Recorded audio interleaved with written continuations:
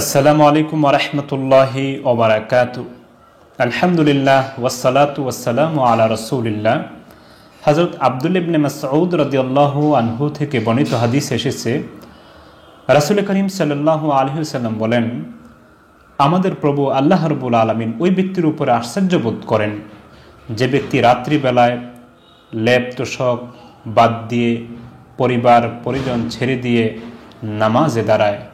আমাদের প্রভু বলেন, হে ফেরেশতারা, তোমরা দেখো আমার এই বান্দার দিকে, সে তার পরিবার ছেড়ে দিয়ে লেপ তোশক ছেড়ে দিয়ে সে নামাজে দাঁড়িয়েছে।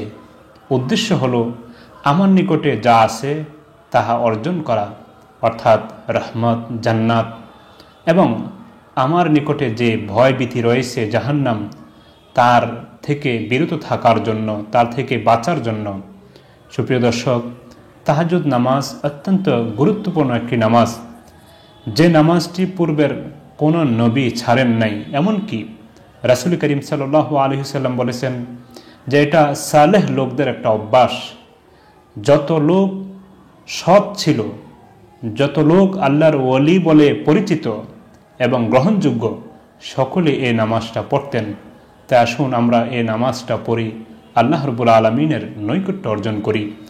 অনেকে জানতে চেয়েছেন যে রাত্রে উঠলে বাতি জ্বালানো থাকে না, ল্যাম্প বন্ধ থাকে, অন্ধকার থাকে, তখন কি নামাজ পড়লে নামাজ হবে কি না, কীভাবে পড়ব, বাতি জ্বালিয়ে পড়ব না তাহা নিভিয়ে পড়ব? সুপ্রিয় দর্শক, মূল উদ্দেশ্য হলো নামাজ পড়া, আর নামাজের অন্যতম একটি শর্ত হলো যেই জায়গায় নামাজ পড়া হবে সেটা যাতে পবিত্র থাকে। এখন বাতি আপনি জ্বালিয়ে রাখবেন না বন্ধ করে রাখবেন, নিভিয়ে রাখবেন, সেটা আপনার বিষয়। এখানে ইসলামের পক্ষ থেকে কোনো বিধিনিষেধ নেই। অনেকের মুখে বলতে শোনা যায় যে তারা বলে থাকেন অন্ধকারে নামাজ পড়লে সে নামাজ মাকরু হয়।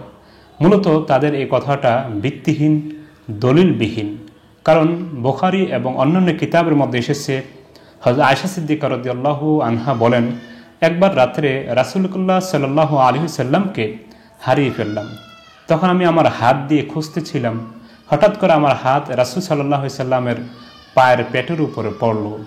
আর রাসূল সাল্লাল্লাহু আলাইহি ওয়াসাল্লামের পাগুলি ছিল খাড়া, তিনি ছিলেন সিজদায়, তিনি একটি দোয়া পাঠ করতেছিলেন। তখন হযরত আয়েশা সিদ্দিকা রাদিয়াল্লাহু আনহার হাদিস দ্বারা বোঝা যায় যে রাসূল করিম সাল্লাল্লাহু আলাইহি ওয়াসাল্লাম অন্ধকারেও নামাজ পড়তেন, এই হাদিস দ্বারা বোঝা যায়।